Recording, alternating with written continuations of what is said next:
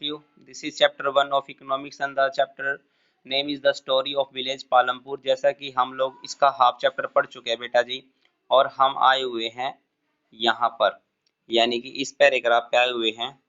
ठीक है, मैं आपको बता देता हूँ। यहाँ से सेकंड पैराग्राफ पढ़ना बच्चों हमें।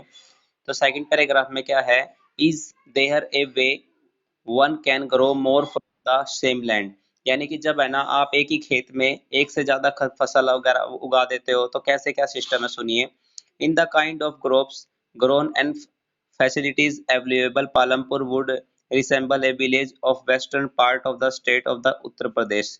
यानी यूपी के अंदर है ना एक छोटा सा गांव था, और वहां पे ना एक टेक्निक अपनाई गई थी। क्या टेक्निक अपनाई गई थी कि वहां पे ना जैसे कोई भी आप खेती करोगे ना उसकी फैसिलिटी बहुत अच्छी थी। ऑल लैंड इज कल्टीवेटेड इन पालमपुर, वहां पे हर खेत की जमीन बहुत अच्छी थी, उर्वरक शक्ति थी वहां पे, मतलब वहां पे कुछ भी उगाते थे सब उग जाता था, क्योंकि वहां धरती के अंदर पानी की मात्रा भी अच्छी थी। No land is left idle, उसके बाद है कोई भी जमीन बंजर नहीं थी। ड्यूरिंग द रेनी सीजन, जैसे ही वहां पे बारिश का मौसम आता था तो इस टाइम ना खरीफ सीजन शुरू हो जाता था। जैसे मैं आपको बताता बेटा, जैसे हम खेतों में फसलें उगाते हैं ना, तो मेनली दो ही मौसम बताए गए हैं, एक रबी और एक खरीफ। एक तीसरा और होता है जायद, उसके बारे में बताऊंगा। तो जो खरीफ होती है ना, खरीफ वो क्या होती है और रबी क्या होती है।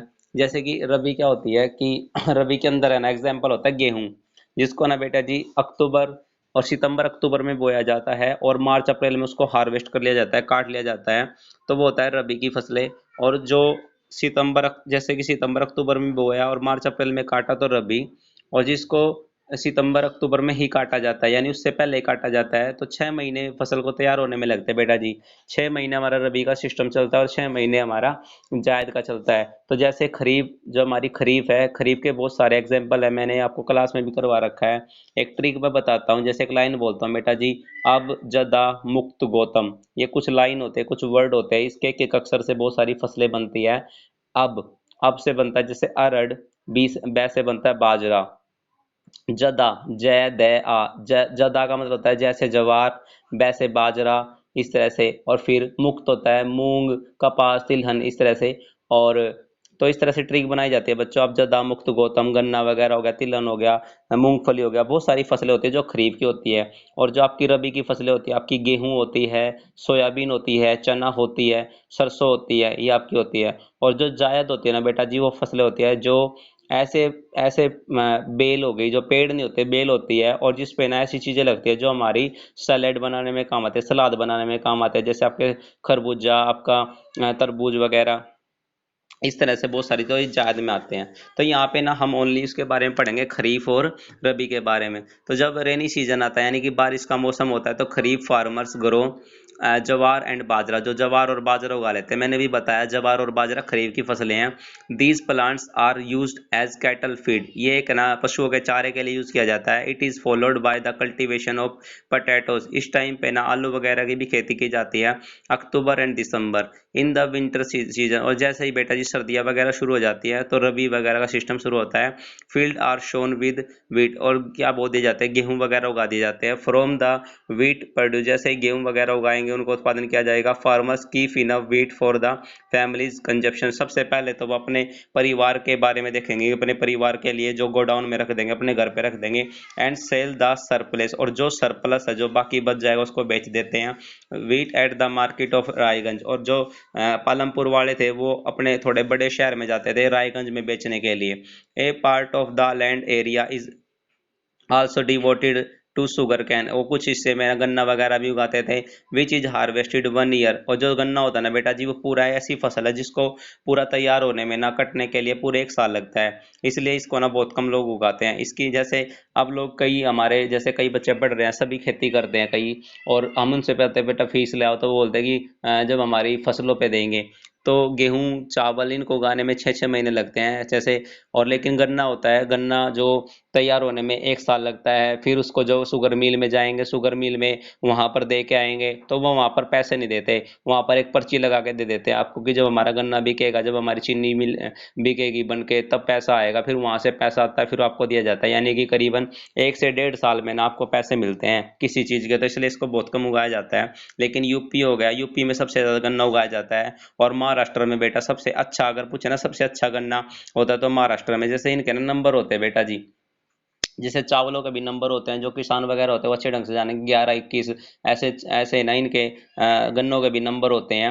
वो गन्ना ऐसा होता है जैसे ऊपर है ना पहली पोरी को अगर हम छील लेंगे ना तो लास्ट तक छिल जाता है। और आपको एक और बात बताता हूँ, गन्ने को उगाने के लिए ना कोई भी किसी तरह का बीज की जरूरत नहीं होती। जो गन्ना होता है ना उसी के पार्ट को काट कर, जैसे इसको हम ना पोरी बोलते हैं बेटा जी, यानी कि जो पार्ट होते हैं छोटे छोटे पार्ट, उनको ही काट कर धरती में लगा दिया जाता है, उनसे से गन्ने का पेड़ तैयार हो जाता है। जैसे आप गुलाब के पेड़ को ना उसी के कलम से उसी के पार्ट से उगा सकते हो, केले के पेड़ भी ऐसे उगता है, इस तरह से होता है। तो जो शुगर कैन है ना वो हार्वेस्ट किया जाता है, काटा जाता है वंस एवरी ईयर, हर साल में एक बार होता है।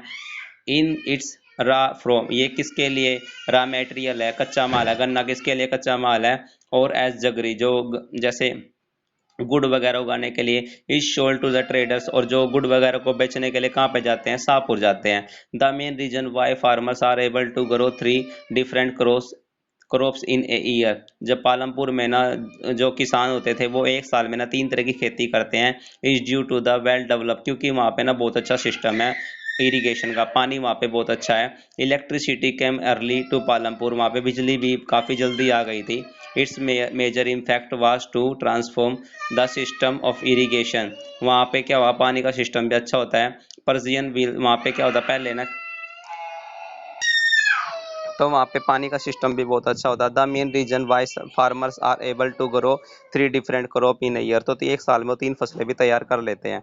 Electricity came early to Palampur, वो जल्दी ही पालमपुर में बिजली वगैरह आ गई थी। Its major impact was to transform the system of irrigation, वहाँ पे ना पानी के लिए जैसे ट्यूबवेल वगैरह का यूज़ किया जाता है, नलके वगैरह यूज़ किए जाते हैं। और जैसे पहले क्या होता था, जनरेटर वगैरह से ट्यूबवेल वगैरह चले जाते थे, तो Persian wheel were use till the, कुओं से भी निकाला जाता था पानी। Used were the farmer to draw water from the wells, कुओं से, एंड इरीगेटेड स्मॉल, फिर छोटे खेतों में खेती की जाती थी। People saw that the electric run tubewells could irrigate, उसके बाद बताया कि यहाँ पे जो बड़े बड़े जो किसान वगैरह थे, द फर्स्ट फ्यू ट्यूबल्स वर, सबसे पहले ट्यूबल वगैरह जो एरिया लगने को मिला हमारी गवर्नमेंट ने सबसे पहले यहाँ लगवाए थे। Soon, however, farmers started setting up the private tubewell, और कुछ है ना फिर प्राइवेट, कुछ अब लोगों ने ना खुद के अपने पैसों से ट्यूबल लगवाने शुरू कर दिए। एज ए रिजल्ट फिर क्या हुआ, by mid 1970 the entire cultivation area, यानी कि जो वहाँ पे 200 हेक्टेयर वाज इरिगेटेड, ज़्यादातर लोग है ना जो खेती करते थे, यहाँ से पानी पहुँचने का सिस्टम शुरू हुआ, वो 200 खेतों तक पहुँचने लगा। उसके बाद क्या हुआ बच्चों, to grow more than one crop on a piece of the land during in the year is known as the multi cropping, जब एक ही खेत में एक से ज़्यादा फसलें उगा दी जाती है तो उसको ना मल्टी क्रॉप, एक साल में जब एक से ज़्यादा खेती की जाती है खेत में उसको बोलते हैं multi cropping. It is the most common way to increasing production और a given piece of the land, एक ही खेत में ज़्यादा अनाज की पूर्ति के लिए ऐसा किया जाता है। All farmers in Palampur grow at least 2 main crop, ज़्यादातर वहाँ पे 2 ही फसलें उगाई जाती थी। मैनी आर ग्रोविंग पोटैटो, ज़्यादातर लोग आलू उगाते थे। And the third crop is the past 15 और द 20, पिछले 15 से 20 साल तक ऐसा ही होता रहा। उसमें ज़्यादा बताया गया कि जो गेहूँ वगैरह उगाए जाते थे, बाजरा, शुगर कैन, पोटैटो। तो जो व्हीट हो गया, बाजरा हो गया, इनको ना मोटा अनाज बोला जाता है बेटा जी। जो गेहूँ होता है, गेहूँ से रोटियां बनती हैं, और आपके बाजरा है, बाजरे से भी रोटियां बनती है, मक्की, मक्की से भी आपकी रोटियां बनती है, और इनसे बहुत सारे काम किए जाते हैं। इस तरह से बताया गया है। उसके बाद इसमें आगे बताया कि you have seen that one way of the increasing production from the same land is the multi cropping, एक तो मल्टी क्रॉपिंग का सिस्टम बहुत अच्छा है। The outer way is the use modern farming, और एक अनाज के टाइम में मॉडर्न फार्मिंग यूज की जाती है ताकि ज़्यादा से ज़्यादा पैदावार बढ़ा सके, जिसका एक एग्जांपल है HYV बीज। HYV बीज क्या होता है, हाई यील्डिंग वेराइटीज होती है। yield is major as the crop produce on a given piece of the land during a single season, किसी भी एक सिंगल सीजन में ना बहुत अच्छी खेती करके ना हम कुछ उगा सकते हैं। जैसे मैं आपको बताया था मैंने, 1960 के आसपास है ना बेटा जी ग्रीन रेवोल्यूशन चलाई गई थी।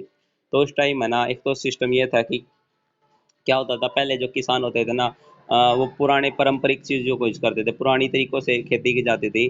Traditional seeds needs less irrigation, पुराने बीजों का यूज़ किया जाता है। जैसे आजकल मान लो कोई चीज़ हमने, जैसे गेहूँ वगैरह हो गई या कोई भी चीज़ हो गई पुरानी, उसको गोडाउन में रख देते थे और उसी चीज़ से ना उनका बीज के रूप में काम किया जाता था। तो पुराने बीजों का यूज़ किया जाता था, क्योंकि जो पुराने बीज थे ना वो पानी भी कम लेते थे। फार्मर्स यूज काउ डंग, और जो गाय के गोबर वगैरह, भैंसों का गोबर यूज किया जाता था खाद बनाने के लिए, एंड अदर नेचुरल मैन्योर, और कुछ प्राकृतिक खाद बनाई जाती थी। As these were readily available with the farmer वो did not have buy them, वो अपने आप ही खाद तैयार कर लेते थे, उनको खरीदते नहीं थे कहीं से। The green revolution in the late 1960 introduce the Indian farmer to cultivate of wheat and rice. फिर उन्होंने क्या किया, 1960 के आसपास है ना, वो गेहूं और चावल की खेती भी करनी उन्होंने शुरू कर दी। और फिर धीरे धीरे एक बीज आए, HYV बीज, उनसे क्या किया, तो जो पुरानी परंपरा वगैरह, जो पुरानी खेती कम यूज होती थी, उससे पैदावार में और भी फायदा हुआ। उसके बाद क्या हुआ, HYV wheat seeds promise to produce much greater amount of grain, इससे अनाज में बढ़ोतरी हुई, और ए सिंगल प्लांट, एक ही पौधे से कई बहुत तरह अनाज बढ़ने लगा। As a result